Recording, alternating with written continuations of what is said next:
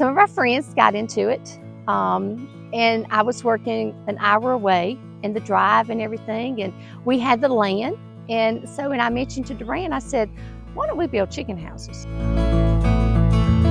I was working in Jackson with the tax commission, so I had a very good job, and probably could have been retired by now. But you know, what do you do when you retire? Nothing. She was there for everything. It wasn't like, well, I can't come because I got to work. Even this past year, me being an assistant teacher in kindergarten, we went to the zoo on a field trip.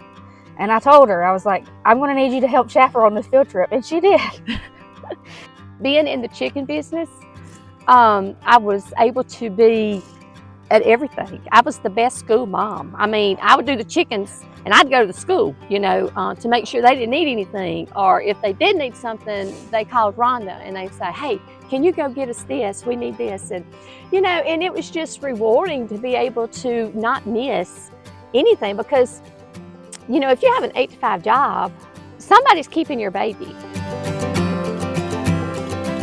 And like a lot of people would say, oh, your daddy has chicken houses. I'm like, no, my mama has chicken houses.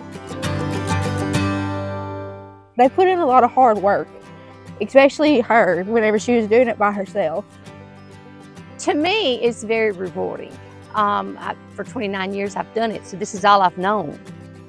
But it is something that you have to love. It's not something that you're just gonna be able to just say, I'm gonna have chicken houses, because there's so many people that think, oh, I'm gonna get in it, I'm gonna love it, and then they hate it. But now I loved it. I've loved it from day one. My son-in-law is he's just great. He's just great on the farm too. He keeps everything running. He keeps, he's just always here if we need him.